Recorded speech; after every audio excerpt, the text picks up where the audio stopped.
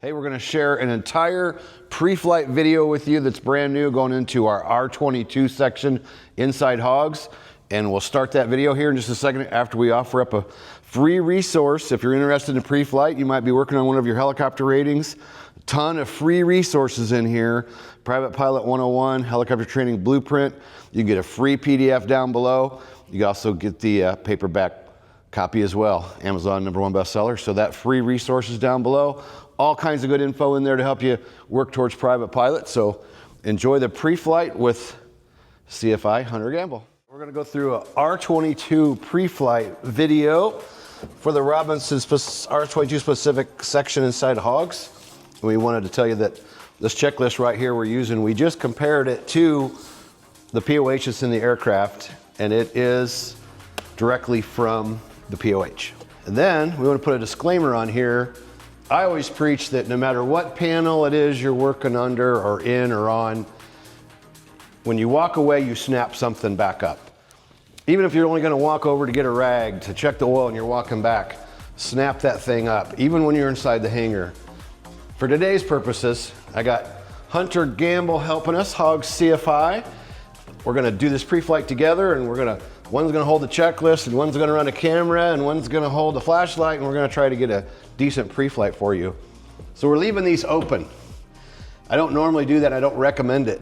But for our purposes of checking everything, checking lights, looking at stuff, we're going to leave this open so we're not flipping it open and closed every 5 seconds looking at different things. Then I want to add, before we get started with the checklist, when you get done at the end of the day, always put the helicopter back the way you found it.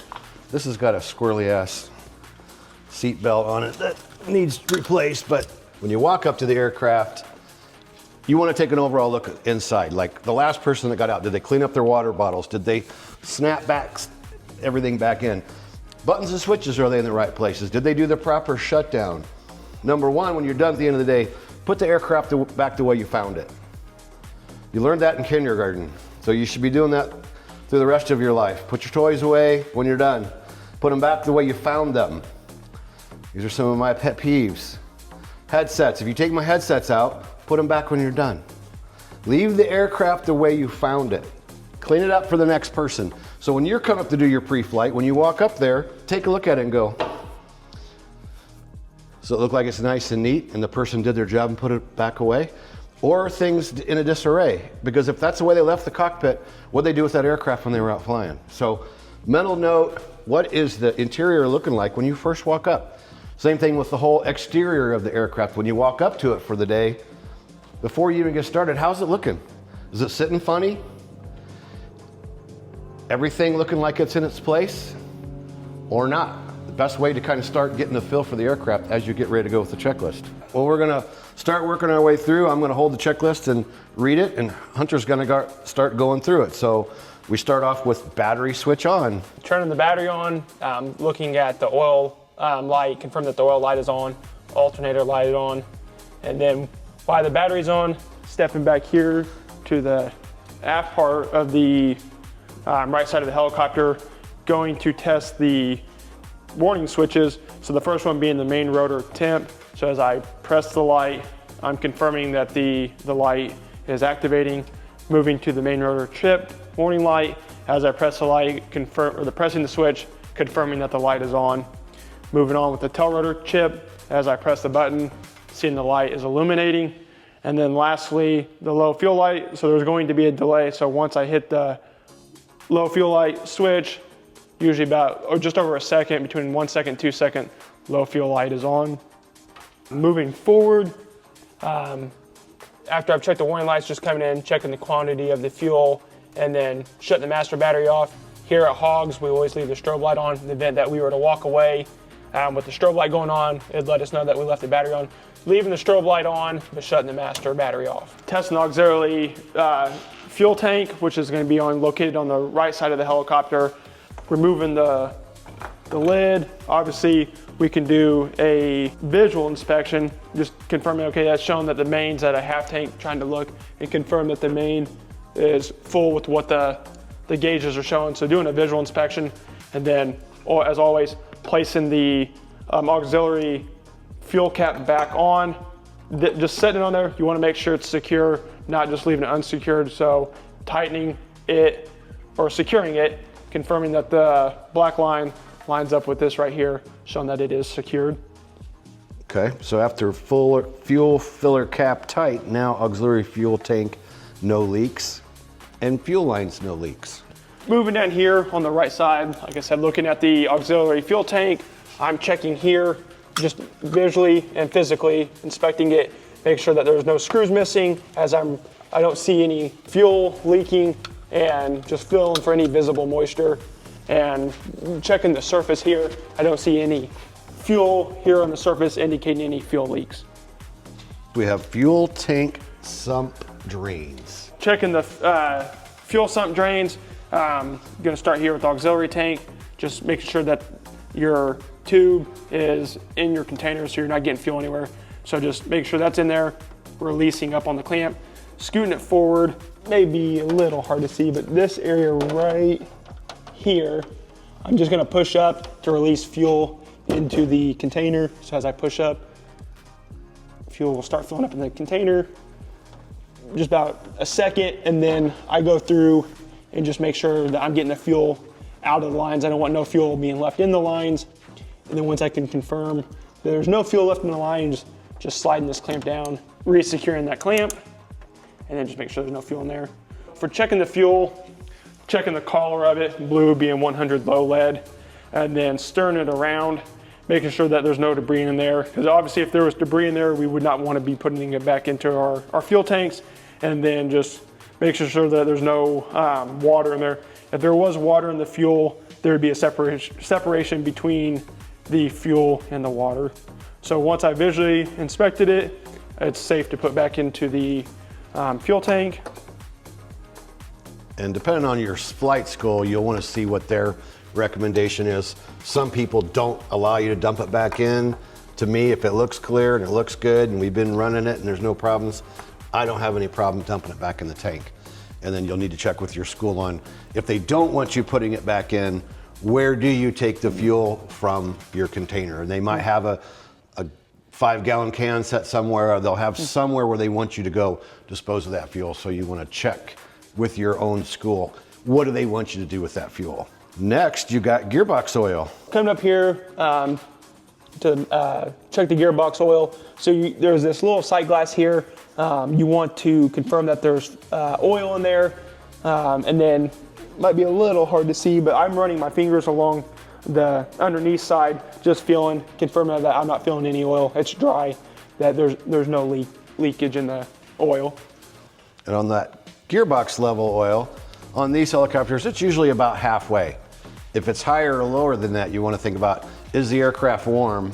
Is the aircraft cold? Because that fluid will go up and down a little bit. So you might think it's low, but what's going on temperature-wise, and is the aircraft sitting level? Maybe you're up on the wheels, or some other reason you're sitting on an incline. So just because it might be a little off doesn't mean it's high or low. You got to think about the circumstances around why does it look low or why does it look high. Next, we have rotor brake. So as we're testing the rotor brake and we're pulling on the lever, we're confirming that we're listening for that clicking noise to confirm that's working. So as we pull down, we should hear a click. And then once we release it, we'll hear the click again, just to indicate that the rotor brake is working.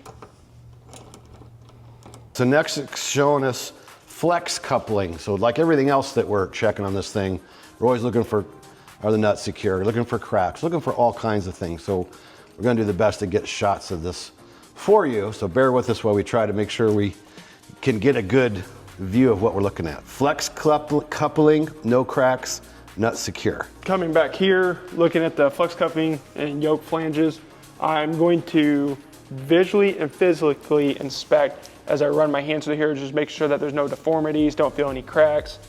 And then I'm just confirming that the torque stripes are lined up, nothing's been broken, and checking all 4 sides. Like I said, just feeling for any cracks, any deformities. So it feels normal. And then just doing a quick visual inspection. Gearbox teletemp, normal. This is one that's really hard to see, right? Yep. You got to get way down there. Up here on the forward side, you see the orange and white placard, that's your teletemp. So what I'm looking for is notating where, if any, were black or kind of dark gray, just notating where that is at. If it is black, just indicating that that part may be getting warm or hot. If you were to go out and fly and then come back and see that those white boxes are getting darker, so it's adding more, that's something that you would want to bring up to your mechanic so they could inspect it, that maybe that item is getting hot. Next we have Sprag clutch, no leaks. Coming back here to check the Sprag clutch, make sure there's no leaks. So I'm just coming right here inside the upper sheave, just running my hands along, like as always, doing a physical and visual inspection. Just making sure that there's no leaks. I'm not seeing any oil or grease. And then everything looks fine there. Next is static source clear. Checking the static source is going to be this tube here. So what I'm looking for is at this end, that hole is free, there's nothing obstructing it, and that it's obviously secure and where it should be. So next we're going to check control rod ends. Now this is a little difficult. Lindsay's going to sneak the camera in there because we have an auxiliary fuel tank. In our old video, we didn't have an auxiliary fuel tank. So Hunter's going to move the collective actually, so you can at least see those control rod ends and see exactly what's moving. And you're going to actually want to get in there and visibly inspect the best you can, with the idea if there's a tank in your way, it's a little hard to get in there and see. This is okay for checking it. You just don't want no up and down movement or no forward and aft, that it's secured. Well, we do check that, but this is another one. But basically, we're checking this exact same thing. It's just standing vertical. Okay. Steel tube frame, no cracks.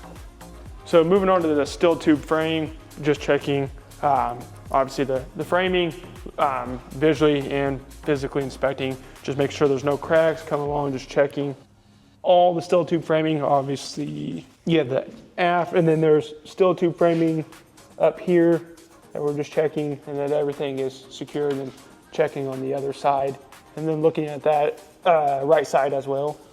All fasteners secure. Just looking at all the fasteners, just just checking that all the zip ties and everything, and there's nothing loose, just checking that everything is all secure, looks like it's in its place and nice and tight, and then just stepping out here, checking the screws, and then these little rivets, and then make sure that nothing's coming loose.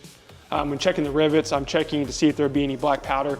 If there's black powder with one of these rivets or screws, it would just indicate that one of these are coming loose. Tail rotor control, no interference. Checking the tail rotor control with no interference. Coming back here, I want to move this aft and forward so that this has full range of travel, so that it's not affecting the tail rotor, be able to change the pitch in the tail rotor. Because if we have a blockage here and it was only a stop here, we wouldn't have full control or authority of our tail rotor. So we're just checking to make sure that nothing's keeping this from moving forward and aft. After checking this side, we're just going to secure the cowl doors. Yeah, and the reason we made that little disclaimer earlier and why he's closing them up now, and why we said you always want to latch everything up, is if you push the helicopter out one time and you didn't latch something, the wind kicks up, you can damage a component. And especially one of the problems is doors. Doors will come flapping up, either from a gust of wind or a helicopter lands beside you, and you could damage a $3,000 door like that because you didn't keep things secured. So that's why we gave you that disclaimer in the beginning, that during your pre-flight, when you're checking things, latch them back up, even if you're coming back in 30 seconds, because the problem is you get distracted. You go, oh, well, I'm coming right back, I'm not gonna latch that. And then Billy Bob says, hey, Joe, oh, hey, what's going on? And then the helicopter gets drug out, and then something bad happens because you didn't latch that door. You're ready for engine right side. And the first would be carb air ducts secure. Checking the carb air duct on the right side. So just making sure that obviously before I check it secure, I just want to make sure that there's nothing obstructing this hole, allowing air to come in through the hose into the engine. And I'm just reaching on here on the other side, giving a visual inspection, and also just maybe giving a little tug to make sure that it is secure and all fastened. Carb heat scoop secure. Coming here, just checking the carb heat scoop, make sure that it is secure, I'm making sure that it's got all its screws, and then just giving it a little wiggle, making sure that it's secure and not going to fall off. Engine sheet metal, no cracks. Checking the engine sheet metal, I'm just showing that there's no cracks. Just giving a visual and physical inspection, make sure that it's got all of its screws, all its rivets. I'm doing an overall condition, looking up here, don't see anything missing. Make sure there's no cracks, there's not like any fluids or leaks, and just confirm that there's no cracks in its overall condition. Electrical terminals tight. Checking the electrical terminals and making sure that they're tight. I'm coming back here, you got this wiring with a cover. Just make sure that it's not loose or has come disconnected, and it's showing that it's secure. And then just coming forward to the firewall and just making sure that these as well, the wiring, the orange covers are secure and that nothing has come loose. Fuel line, no leaks. Checking the fuel line with no leaks. So it's gonna be this bigger orange hose. So I'm just trying to visually and physically inspect it. Running my hands on the underneath side. Due to that's where if it was leaking, the gravity would pull the fuel down. Just making sure that there's no fuel leaking. Oil cooler door check. Checking the oil cooler door here on the right side of the engine. Just going to open this door, doing a visual inspection, making sure that there's no grass or debris buildup, or that any animals have crawled in there and living in there. So just make sure that it's clear and free of obstructions. Oil lines, no leaks or chafing. For the oil lines, just come back here near there. Oil cooler starting. I'm doing a visual and physical inspection just to confirm that there's no oil leaking, running my hands under the underneath side, then just following them forward over here to the front of the engine and make sure that there's no leaking or chafing. And then also just checking the oil lines to the cylinders, making sure that there's no excessive leaking or any leaking of the oil lines here. Exhaust system, no cracks. Moving on, checking the exhaust system to make sure that there's no cracks. Check here, looking at the exhaust system. I don't see any cracking in the metal. Back here to the muffler. And then just also checking that these nuts and bolts are secure, holding them in their place, and then just checking the overall condition of the exhaust system. So once we've checked all the things on the Preflight, I'm step back just a little bit and just doing a general overview of the engine, seeing if anything is sticking out. Once again, just making sure that the engine's got all of its bolts and safety wires, and that there's no dents, dings, or holes, and just the overall condition of the engine. Moving on, checking the V-belt condition here in the aft portion. Doing a visual inspection, make sure that there's no fraying of the lines, make sure that there's no excessive wearing on one side or the other and any tears. Just looking at the V-belt conditions. Checking the V-belt slack, and kind of just using my fingers, pushing in, shouldn't go past your knuckles on your hand. So there's slack in the V-belt conditions right now because the clutch isn't engaged. So there should be some slack in the V-belt conditions, just to making sure that there is slack in the V-belts. Sprag clutch, no leaks. Checking the Sprag clutch up here in the upper sheave. Once again, doing a visual and physical inspection. So I'll just slide my hand up here and then checking up here that there's no oil or grease leaking. If there was oil or grease, it may indicate a pending failure. And then moving back, checking the upper bearing here, just making sure, running my hands again, trying to do a visual and physical inspection to make sure that there's no oil or grease leaking. Teletemp, upper bearing, normal. Checking the upper bearing teletemp. So on this helicopter, you see the 3 boxes. So we notate where it's dark at, and then that's within our normal range. And if we were to go out for a flight and then come back, we would just confirm that one of the white boxes are not getting darker, indicating that that part is getting hotter. Checking the upper sheave condition, just doing an overview, just looking at it. Don't see any deformities, cracks, dents, dings, paint missing or anything. So just doing an overall condition and making sure that it looks like it's in good condition. Lower sheave groove wear, smooth and uniform.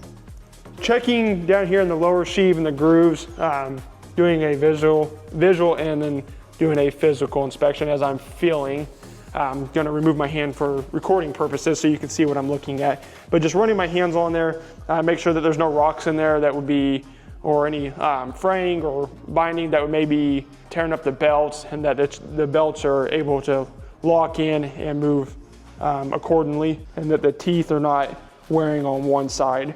Lower sheave groove wear smooth and uniform. Looking at the lower sheave gear, and then that there's no wear, and that all the teeth look like they are uniform, that it wouldn't show like if we had a bunch of wear on the left side, that there would be wear or grinding somewhere on the left side. So we're just checking all these little teeth and making sure that they're uniformed and then that they look normal. Alright, so checking the aft part of the yoke flange and flex couplings. Coming in here like we did in the front half and just doing a visual and physical inspection. So just running my hand along all four sides and confirming that there's no dings, dents, or deformities. And then while I'm visually inspecting, just checking the bolts and nuts and make sure that they all have their torque stripes and that nothing's coming loose. Steel tube frame, no cracks. Again, just checking the steel tube framing, make sure that there's no cracks up here on the cowling side, and then checking the steel tube framing back here towards that the tail cone, and make sure that there's no cracks and that everything looks normal and that the bolts have their torque stripes. And then I'm just looking at the overall condition. Checking the tail rotor no control interference like we did in the front half. I'm just moving this forward and aft. I make sure that nothing's preventing it from moving forward and aft, that it's got full control. And then once again, just checking here that this is normal for it to rotate. This, just slamming it back and forth, is not checking it, just rotating it, and make sure that there's no up and down movement or no fore and aft movement of this area right here moving forward and aft or up and down. So just coming in here, checking that you want to make sure that this line is lined with this and that they haven't changed direction. They should be lined up. If they were maybe misaligned, it could indicate a potential overspeed. So that would be something that you would want to bring up to your mechanic, but just making sure that those are aligned. And then while I'm in here, just making sure that all the bolts and little weights are all in there and secure. And then just making sure that none of these have come loose. So just making sure that all these are secure. You don't want that coming apart. And then checking the overall condition, making sure that all your screws and everything are secure. You wouldn't want this coming off in flight. So just checking the overall condition and making sure that it is secured. Cooling fan, no cracks. Checking the cooling fan, like I said, just making sure doing the overall condition that there's no cracks, everything looks normal. Checking that there's no cracks. Fan scroll, no cracks. Checking the fan scroll, just doing a visual and physical inspection of the overall thing. Just make sure that there's no cracks, that nothing's coming apart. And like I said, confirming that all your screws and everything are fastened and secure and it's not going to come apart. Teletemps, lower bearing normal, and lower bearing no leak. Checking the lower bearing teletemp, step back here. So up here is going to be your teletemp. Just making a note where it's normal, keeping an eye on that it's not getting warm and excessive. And then just kind of running your hand up, make sure that you're not feeling any leaks, nothing's leaking, no grease, no oil. Next is empennage, tail surfaces, no crack. I'm gonna come back here, just check the tail surface, doing a visual and physical inspection. So I like to look down as I'm looking down the tail cone, looking that there's no dents, dings, or deformities. And then as I just like to run my hand along the whole tail cone itself, antenna secure, checking these inspection points, making sure that all the rivets are there, kind of just feeling the whole tail cone as I go down, checking these inspection points, don't feel any dents or dings. I'm doing the same thing as I work towards the rear of the aircraft. So as I'm working down the tail cone, just checking these rivets, the inspection points, checking the strobe, working my way down, making sure the guard here is secured, checking its bolts and torque stripes. As I work my way back, going to check the vertical and horizontal stabilizer, making sure that there's no dents, dings, that everything looks normal. And then coming down here and just feeling the bottom part of the stinger. Moving to the rear part, checking the position light, showing that it is secure, not loose. And then checking these fasteners here, everything is secure, zip tied. Checking the gearbox, teletemp normal, gonna come up here, checking this teletemp here, just making a note if there is any black mark is where it's at, and then post-flight just checking to see if of the boxes are getting black, indicating that maybe this part's getting hot. So just visually inspecting this teletemp here. Checking the gearbox oil, just make sure that it's visible, that there is fluid in there. Don't know if that kind of makes it easier to see. So just make sure that there's fluid in there, and then running my hand along the bottom part, and then just make sure that there's no moisture or I don't feel any oil. So make sure that there's no leaks. I want to jump in here for a second. On an end strum, it always set about half, and I had some guys, they were an hour away, landed somewhere. Oh, we don't have any fluid. And I'm like, are you sure? 100%. And I'm like, okay. So I drive down there, and because there was a lot of end strum they were low in the front. So the front oleos were down, the back ones were up. And I walked back to the back of the helicopter and I pulled the tail boom down, and the oil ran back into the sight glass. So depending on how you're sitting, don't immediately think, oh my God, I'm full, or I don't have any. Make sure the aircraft's on level ground when you're looking at that fluid level. You'll know what should be normal, but just make sure if you think it's too low, is the aircraft sitting kind of weird? Moving on, checking the blade, making sure that they're clean and no cracks, doing a visual and physical inspection.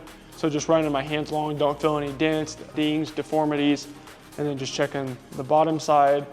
And then moving forward, checking the second blade, same thing, making sure that there's no dents, dings, or any deformities, and checking the overall condition that they're clean. And then I always like to also check the little drain holes here. That's to allow water to drain if water happens to get inside the tail rotor blade, so the water has a place to escape. So I'm checking that on both ends, just making sure that's obstructed and free.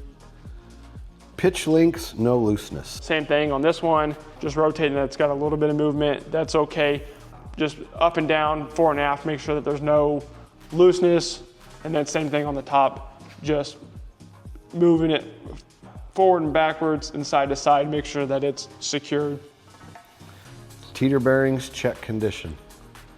Looking at the teeter bearing, just make sure that it's overall condition. It's not loose, nothing looks out of the ordinary, and no deformities.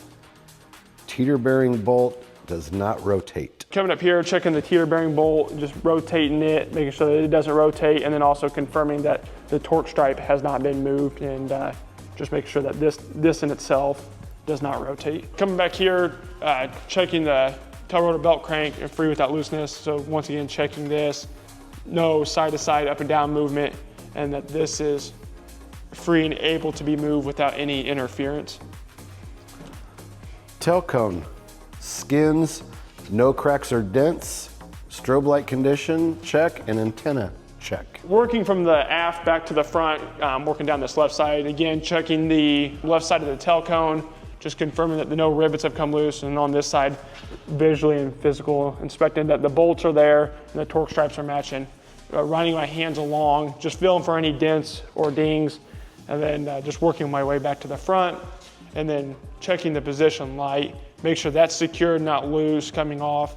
And as I work forward, doing the same thing, checking the rivets, and just make sure that there's no black powder anywhere along this, indicating that one of these would maybe come loose. So as I just keep working forward, and then when we get to the forward part of the tail cone, going to check and make sure that the antennas have their screws, that they're in there and secure, and that this isn't loose. This helicopter has two, your helicopter may have more. So just checking all your antennas and make sure that they are secured and not going to come off. Engine oil, 4 to 6 quarts. Should have between 4 and 6 quarts, so we're gonna come down here on the left side of the engine. This right here with the little yellow cap is going to be your dipstick for your engine oil, so we're just gonna remove that. And then just kind of bring it all the way up as far as you can, and then make sure that you're clear, and then rotating down. And then just doing a visual inspection, making sure that you're between the 4 and 6 quarts. Where's that marker? There it is, sorry. So there's 6 on this top half right here, and then your 4 is down here. So we're about 5.5, so we're good there. And then when placing it back on, It doesn't need to be cranked down, just keep rotating it, and then once it gets tight, maybe just a little quarter turn. You don't have to like really rip that down and twist it and make sure that's so tight that the next person can't get it off. Checking the oil filter, make sure it's secure, no leaks. So up here and the forward part, the little white canister there, that's gonna be your oil filter. So you're just visually and make sure that it's secured, and then just looking down underneath of it, make sure that there's no oil leaking in this area of the compartment, and that make sure that the oil filter is secured and no leaks. Fuel lines, no leaks. Checking the oil line or fuel lines, just making sure that there's no leaks, running my hand along the aft part, and just visually and inspecting that there's no fuel leaks that would indicate a fuel leak. So like we did on the right side of the aircraft, gonna come down here and check the gasculator. So same thing, making sure that your nozzle's in your container, just a little forward pressure up, leak some fuel in it. Make sure that nothing leaks out. You want to get all the excess. And same thing, just checking, visually inspecting, make sure that there's no debris in it. Got the shade of tint of the blue and that there's no debris or water in it. And if it is good and we're okay with it and it's clean, everything, just placing it back in the main fuel tank.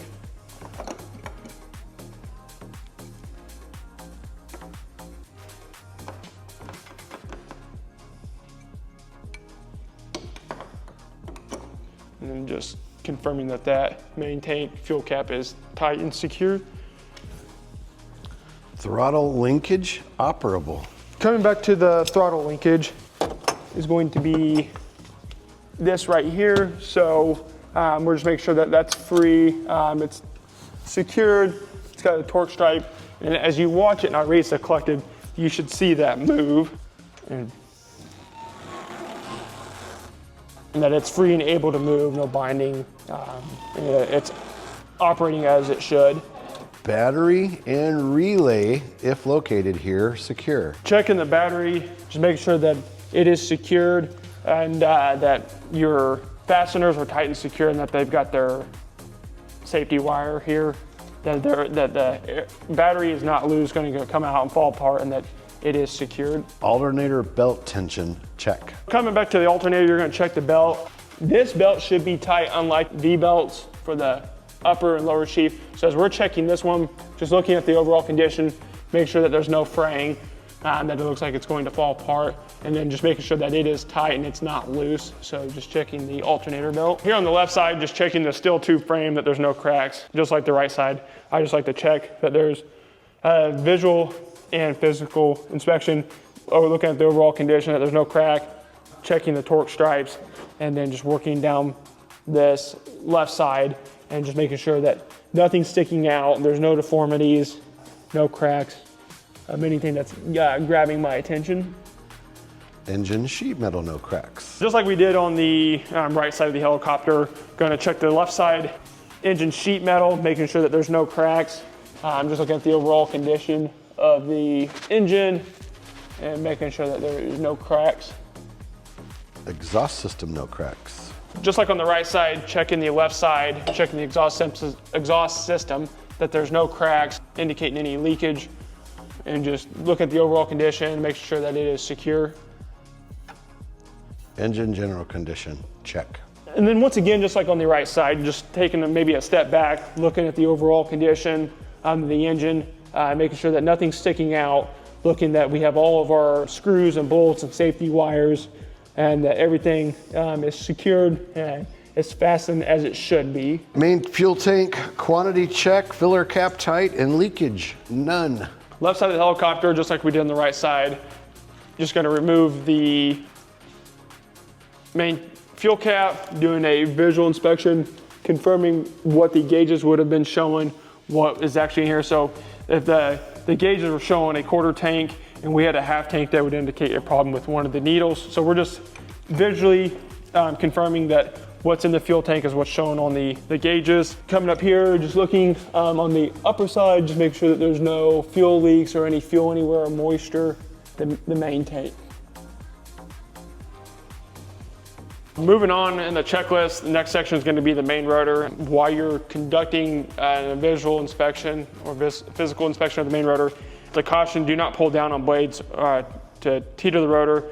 Lower the blade by pushing up on the opposite side. So I'm not going to go to the forward part of the helicopter and pull down on the blades. If I needed to lower that, I'd come to the aft portion of the helicopter and push up to lower the blades to do my inspection. Before starting climbing up there, I just like to do a walk around, look at the blades, confirm that there's no dents or dings and that they're clean.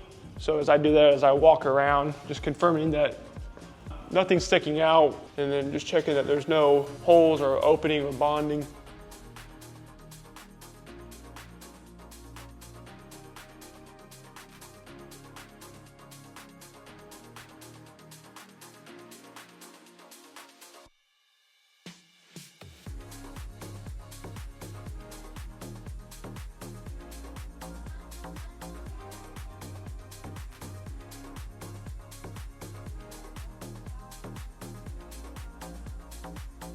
And then going to climb up on the top of the helicopter, I'm going to just confirm what I'm going to do, then I will stow the checklist. So what I'm going to do is check for pitch change boots, that there's no leaks, main rotor hinge bolts, cotter pins are installed, all rod ends are free without loose, all fasteners are secure, swash plate and scissors, no excessive looseness.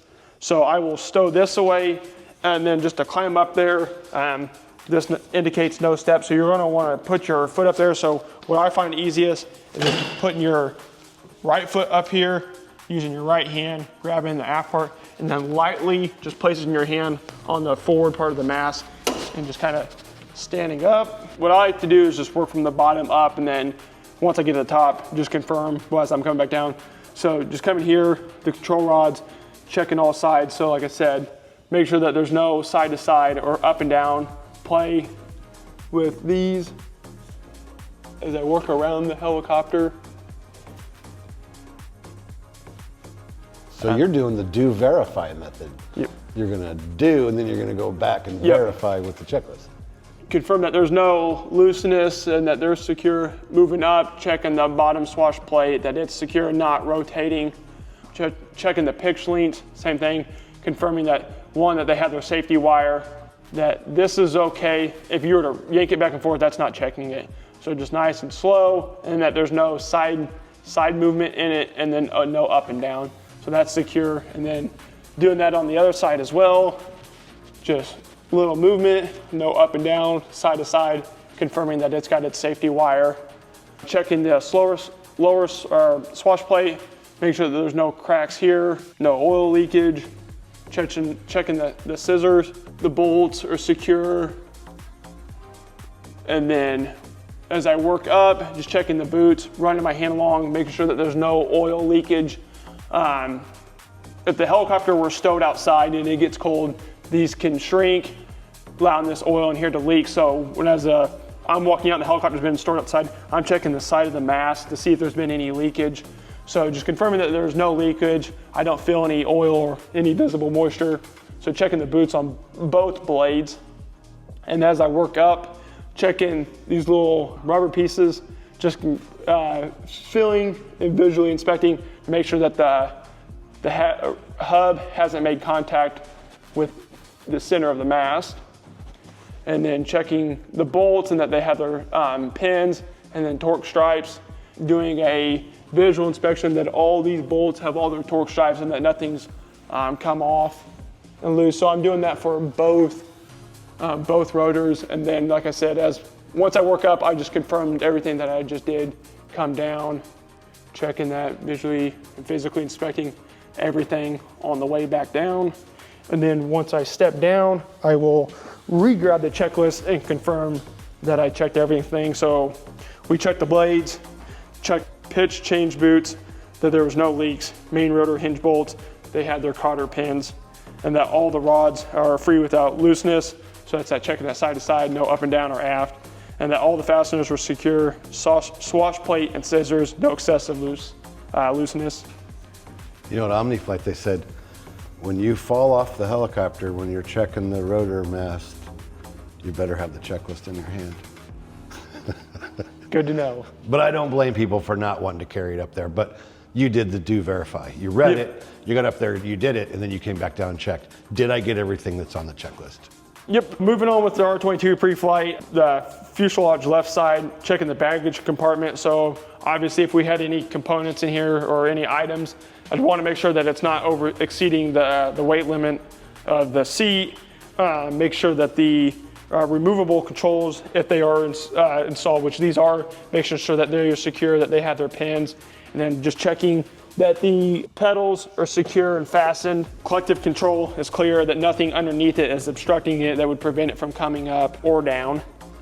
And then just checking the overall condition of the seat belt, make sure that doing the function test that works, and then it secures as fastened and releases as it should. For this example, we've removed the doors, but the door was installed. And just make sure that it locks and secures as it should, that there's no binding preventing the door from shutting. If the door was secured, checking that the hinge safety pins, so there's 2 on each door. Once the door is secured, we just confirm that the hinge pins are in, securing the door. Checking the landing gear. So this one, I like to step back, do a visual inspection, see if the helicopter is leaning to one side or the other, doing an overall look at the skids, making sure that there's no bending, dents, or bends, maybe from a prior flight. If you had a run-on landing or a hard landing, that there's some deformity in the skids. So I'm just looking at the overall condition of the skids, making sure that these bolts and everything are still secured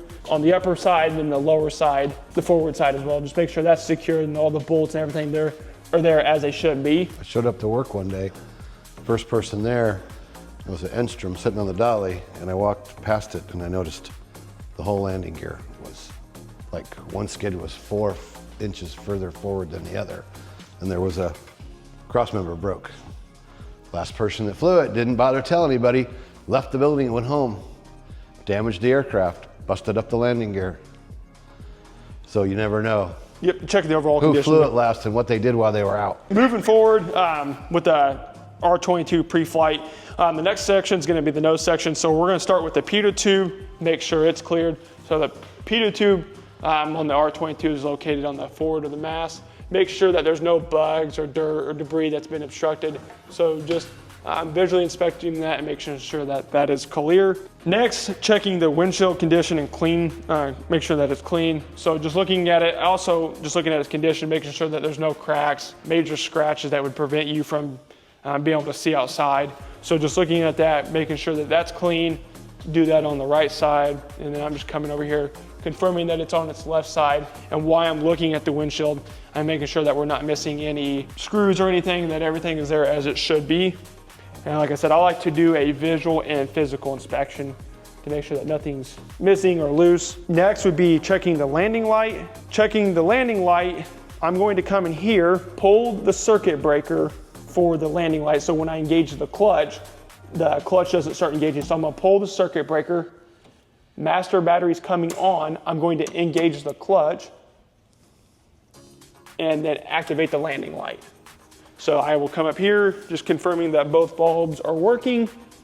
As soon as those are working, while I've got the battery on real quick, we're just gonna go ahead and turn on our nav lights and confirm that there on the right side of the helicopter, the green position light on the right side is working, doing a walk around of the helicopter, making sure that the rear white position light on the tail cone is working as it should, and then working my way back around the helicopter and making sure that the left side position light is on.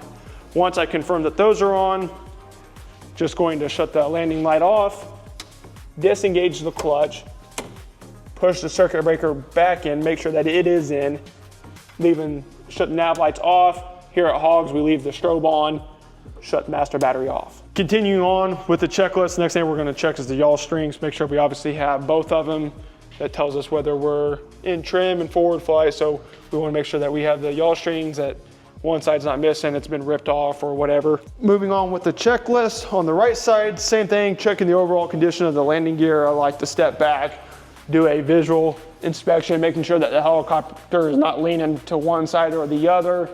I'm doing an overall inspection, and again, making sure that the aft and forward part, that the skids have all their bolts as they should, and just overlooking the helicopter. And once again, as always, doing a visual and physical inspection of the helicopter, just confirming that nothing is missing, everything feels fine. We check the position light. And then once again, for this demonstration, we've removed the doors, but if the doors were secure, we are going to confirm that they open and close as they should, and that the safety pins, they would be installed 2 per door. And then again, checking the baggage compartment, making sure that there's any items in there that it's not exceeding seat per limit, checking the seatbelt condition, looking at it, it's working as it should functionally. And then just checking the controls and that they're in here. Lastly, during the pre-flight, we're going to check the overall condition, just take a step back, look at the helicopter, make sure that there's no loose articles floating around. If there were, we'd want to make sure that they're stowed. And then checking the seat belts again, and then instruments, switches, and controls, checking the condition, and then the clock is functioning. Looking here, nothing, just doing an overall condition that none of the warning lights are missing any of their covers, all the switches, the toggles are all there, nothing's broken off, doesn't look like we're missing any switches. There, and the clock is working, so we'll just stop that there. And then just like I said, just doing an overall condition and seeing if anything sticks out. So we were going to cover showing some cautions at the end of that checklist, and it reads exactly the same way from the POH. For helicopters with removable controls, remove left seat controls if person in that seat is not a rated helicopter pilot. And that's a grand idea, because if you're going to try to give rides and leave the blades running, which isn't a good idea, you know, the throttle can be moved, somebody climbing in and out, somebody can bind up and get crazy on the cyclic and cause an accident, same thing with the pedals. So if you're going to go flying by yourself, you're going to go flying as PIC, you're taking a passenger, they are not a pilot, they are not a rated pilot. You can remove that, you can remove the pedals and remove this as well. So if you're going to take a passenger who's not a rated CFI or a rated pilot, remove those controls and put them under the seat. Then we got the be sure blades are approximately level to avoid possible tail cone strike. So you can imagine if one blade's low and one's high, you go to start, that rotor blade come around and hit the tail boom, and then you're into thousands or hundreds of thousands of dollars in damage and no one is happy. There's a good one. When flying solo, fill left baggage compartment to capacity before using right compartment. Avoid placing objects in compartments which could injure occupant if seat collapses during a hard landing. So that makes complete sense. You're gonna be over there, you're gonna add weight to the aircraft, put it on this side. And then again, remember, whatever it is you're putting underneath the seat might end up going right into your insides in the event of a hard landing. So be careful about what you're putting in there in the event you do have a hard landing, because that could happen to any of us anytime. Another one is shorter pilots may require a cushion to obtain full travel of all controls. Verify aft cyclic travel is not restricted. Yeah, you could put a pillow behind you if you needed, and I've had people I've flown with in the R-44 that have done that. Put a short pillow behind them to make them sure they're able to reach the pedals, but in turn, make sure they have travel here. And this goes for someone with one of these. If you ever put somebody in there with you and you didn't take these out and they're pretty big up here, that could be a problem. So something else to think about.